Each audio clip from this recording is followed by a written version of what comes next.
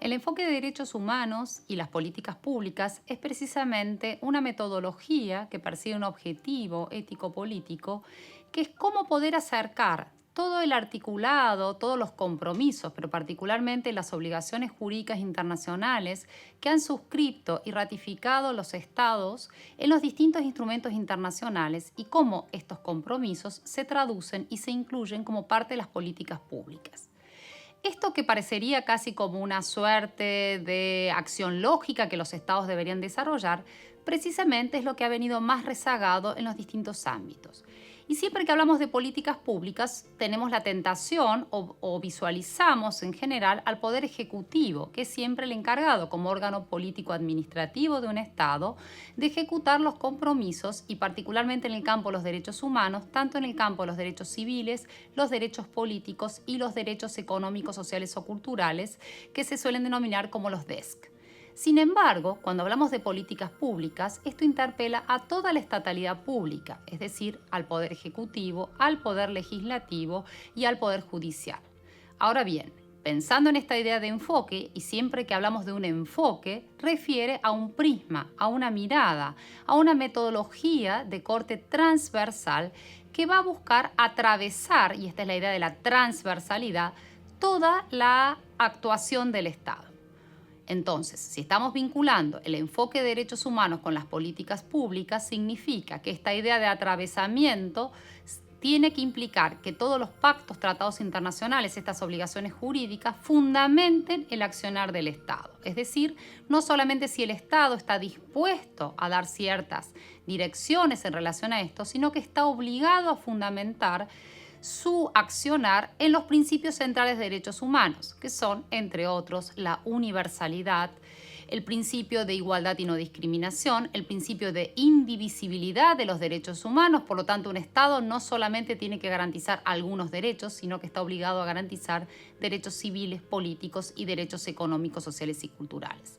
Pero no solamente se agota en estos principios, sino que básicamente el enfoque de derechos desembarca, y esto es muy notorio a partir de la Declaración de los Objetivos del Milenio, que es una declaración que firmaron 187 países del mundo, en un compromiso global de poder establecer este puente, esta vinculación, este enfoque, este prisma, que va a permitir establecer un puente directo entre los objetivos y las obligaciones contenidas en los pactos y tratados internacionales y todo el accionar público. ¿Cómo significa en términos de ejemplos prácticos? ¿Y por qué hablamos de que esto atraviesa a todo el Estado? En general, y me voy a situar en el caso de los derechos económicos, sociales y culturales, los estados del marco del Poder Ejecutivo han tenido intervenciones muy sectoriales referidas a cada uno de estos derechos económicos, sociales y culturales. Así el ámbito de las regulaciones del derecho al trabajo, pero también de las políticas laborales, ha estado generalmente en lo que conocemos como los ministerios de trabajo, y muchas veces estos ministerios de trabajo también han incorporado los ministerios de seguridad social, ministerios de trabajo y seguridad social. Del mismo modo, el caso de los ministerios de salud, el caso de los ministerios de educación. Sin embargo, y a pesar de la importancia que tienen estos órganos ejecutivos para la definición, implementación y evaluación de políticas, el punto central es que el fundamento de este accionar del Estado no sea solamente direccionado hacia algunos sectores de la población. No solamente el Estado tiene responsabilidades con los más vulnerables de la población, sino que precisamente los pactos y tratados internacionales van a garantizar los derechos de todos y de todas. Por lo tanto, la definición de la política sustantiva, en el caso del empleo, en el caso de la salud, corresponde a todos los órganos del Estado y para también referido a todas las personas habitantes de ese Estado. Por lo tanto, este andamiaje que el Estado tiene que fundamentarse, no en una política de corte discrecional o solamente pensando medidas de corte focalizado, asistencial para aquellos sectores más vulnerables, como si la única responsabilidad del Estado sea solamente para aquellas personas en condiciones de pobreza y la única respuesta debería ser ciertos programas vinculados a poder erradicar estas condiciones de pobreza, sino que el Estado tiene que resolver nuevamente en relación a este principio de universalidad, indivisibilidad e interdependencia de los derechos.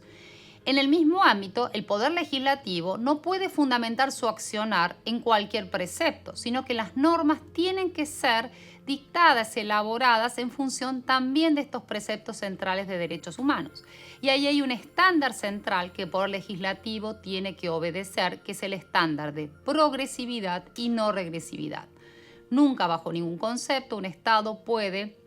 implementar normas, aprobar normas, sancionar leyes que retrotraigan a condiciones o menoscaben derechos ya adquiridos por la población. La idea de la progresividad implica que vayan avanzando hacia la satisfacción plena de estos derechos que están tanto incorporados en los pactos y tratados internacionales como en las constituciones de los estados. Y por cierto, el Poder Judicial, como garante de estos principios y precisamente como la autoridad competente que cualquier persona, sujeto titular de derechos dentro de un Estado tiene para ir a esta autoridad competente que se radica en el Poder Judicial, precisamente debe fundamentar también su sentencia, su accionar en los pactos y tratados internacionales y en los preceptos constitucionales. Entonces, todo este andamiaje que se ha elaborado con el enfoque de derechos, y por eso la idea de enfoque implica este prisma, esta forma de actuación, tiene que ir articulado interdependientemente entre todo el accionar del Estado. Seguimos con ejemplos. Para que un Estado garantice la salud de la población, esta garantía de salud de la población significa que el Estado debe prestar de manera universal a todos los ciudadanos. Por lo tanto, el Estado no tiene que garantizar solamente la salud de aquellos que no tienen capacidad de por sí mismo poder contratar una lógica de aseguramiento privado, sino que el Estado tiene que conocer lo que en economía se llama el subsidio a la oferta, es decir, dar una oferta de salud independientemente de la capacidad de pago.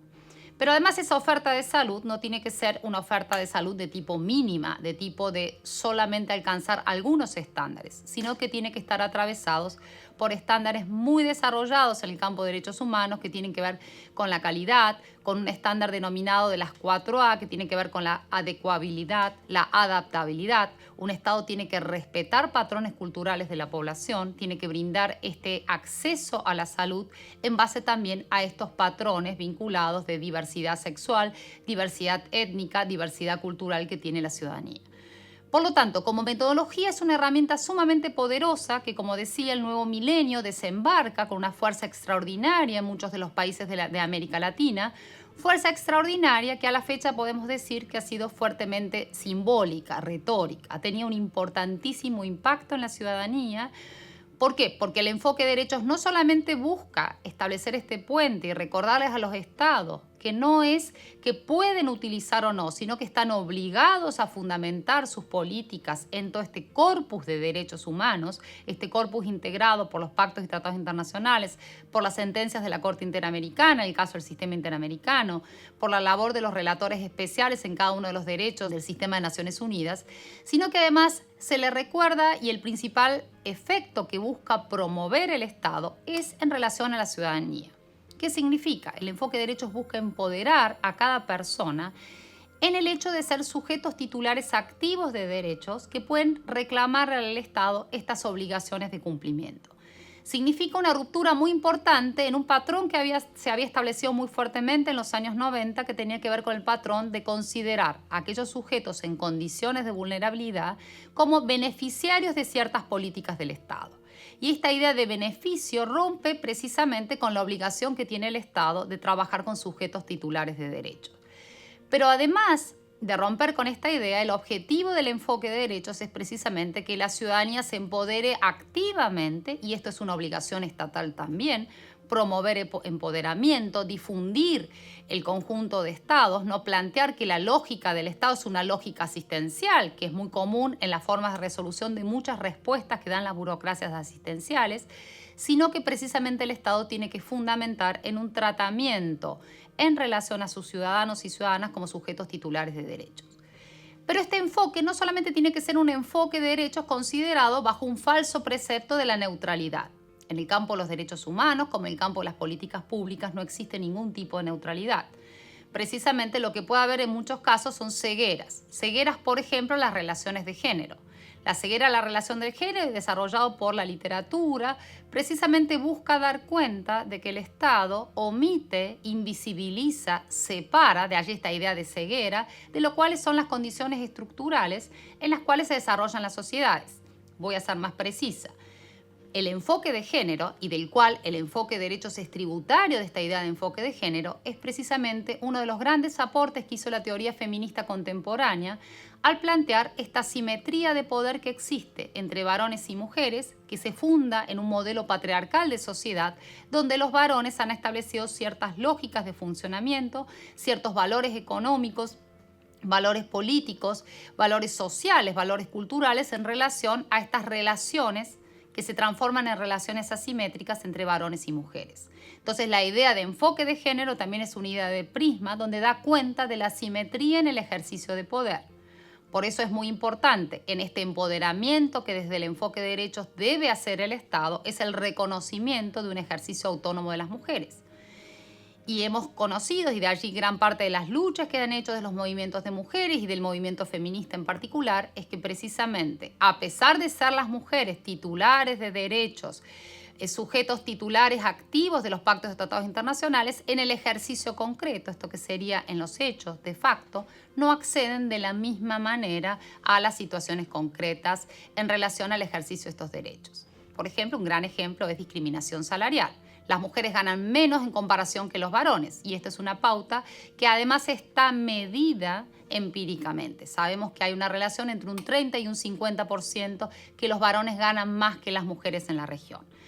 Y aquí estoy poniendo un componente vinculado a la evidencia empírica. Lo que requiere el Estado es producir información. El Estado no puede diseñar sus políticas públicas, no puede implementar políticas públicas si no cuenta con información. Contar con información significa sistemáticamente hacer relevamientos no solamente estadísticos, el Estado también puede incorporar ciertas metodologías cualitativas, pensar en lo que hoy se conoce en el campo de los derechos humanos, indicadores vinculados a señales de progreso cualitativas, que significa que si el Estado se ha preocupado por saber cómo los sujetos y aquellas mujeres titulares de pactos y tratados internacionales están experimentando, si se sienten satisfechas con la forma que el Estado está cumpliendo con sus obligaciones al respecto. Entonces, lo que precisamente esta idea de enfoque va a remitir, y para ir concluyendo, trabaja fuertemente sobre un escenario de tratamiento transversal. Impacta sobre todos los poderes del Estado. Ningún poder del Estado puede ser ajeno a los mandatos, y estos mandatos son obligaciones jurídicas internacionales de pactos y tratados internacionales, pero también son mandatos constitucionales. Pero además de estos mandatos constitucionales hay mandatos cívicos, mandatos ciudadanos sobre el Estado que el Estado debe respetar. Por lo tanto,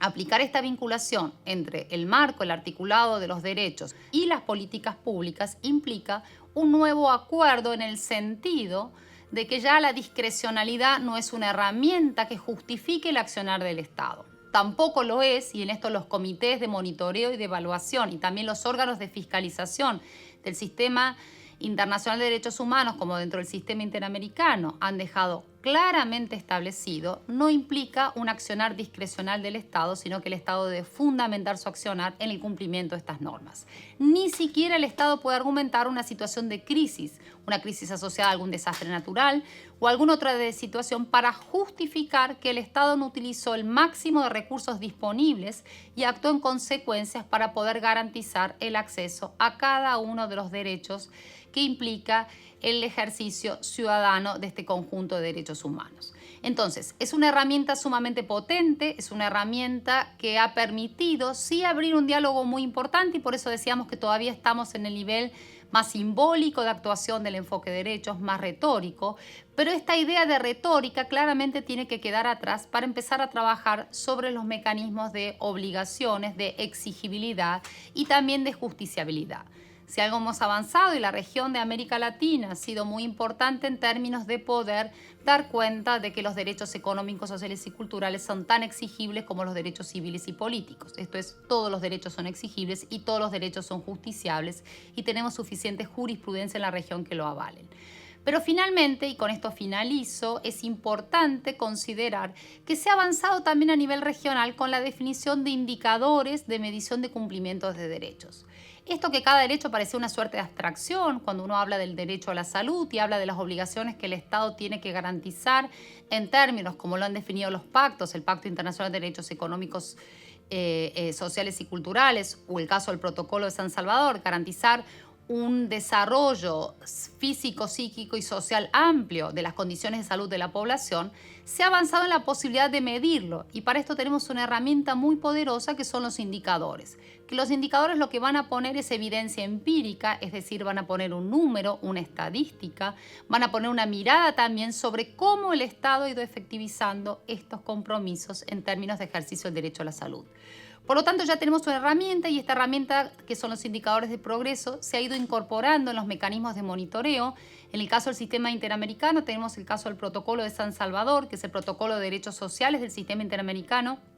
como también la Convención para garantizar una vida libre de violencia para las mujeres, que es la Convención de Belén do Pará, donde les están exigiendo en los informes periódicos que tienen que realizar los estados la presentación de su información basada en estos indicadores, que son lo que conocemos como indicadores de progreso. Entonces estamos en un escenario más que favorable en la región, es un escenario muy importante donde hemos podido ir avanzando fuertemente en la precisión de las obligaciones, para eso el Corpus de Derechos Humanos nos ha permitido esta precisión, pero además hoy también contamos con esta herramienta, con la posibilidad de tener indicadores, es decir, herramientas empíricas, estadísticas y una serie de elementos que nos van a permitir constatar efectivamente dónde el Estado está cumpliendo las obligaciones. Por lo tanto, el enfoque de derechos vino para quedarse en la región, es un enfoque sumamente importante, no debe ser retórico y claramente debe generar y promover como objetivo primigenio, pero también objetivo final, un empoderamiento de la ciudadanía.